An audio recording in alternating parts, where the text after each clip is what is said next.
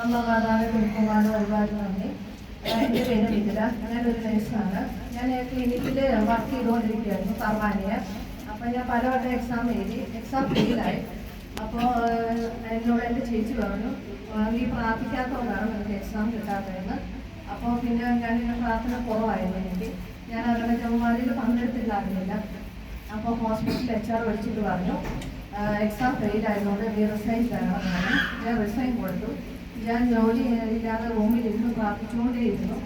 ആ ആഴ്ച മംഗളത്തിൽ നടന്ന ജവമാലയ്ക്ക് ഞാൻ പങ്കെടുത്ത് കരഞ്ഞുകൊണ്ട് ഞാൻ പ്രാർത്ഥിച്ച്. എൻ്റെ വിസയാണെങ്കിൽ ഈ മാസം തീരുമായിരുന്നു. 19-ാം തീയതി എൻ്റെ വിസ തീരും.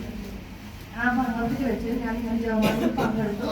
ബാബുബ്രദറിൻ്റെ അടുത്ത് ഞാൻ എൻ്റെ പ്രാർത്ഥന സഹായം ചോദിച്ചു. ബാബുബ്രദർ പറഞ്ഞു, അങ്ങനെ ജവമാലയിൽ പങ്കെടുത്താൽ നിൻ്റെ എല്ലാ കാര്യങ്ങളും നടക്കുന്നുണ്ട്.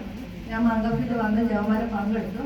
അത് കഴിഞ്ഞ് 3 ദിവസം കഴിഞ്ഞപ്പോൾ ഒരു ക്ലിനിക്കിന് എന്നെ വിളിച്ചു ഇൻ്റർവ്യൂ. അപ്പോൾ ഞാൻ ക്ലിനിക്കിൽ ഇൻ്റർവ്യൂവിന് പോയി.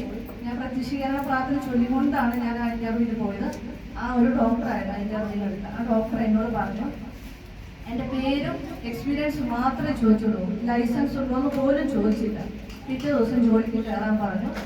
അപ്പോൾ ഞാൻ ബാബുബ്രദറോട് പറഞ്ഞു. ബാബുബ്രദർ പറഞ്ഞു, എൻ്റെ വിസ തീരുമല്ലേ, വിസ അടിച്ചിട്ട് നീ വന്ന് സാക്ഷ്യം പറയാൻ പറഞ്ഞു. 2 ദിവസം മുമ്പാണ് എൻ്റെ വിസ അടിച്ചു കിട്ടിയത്.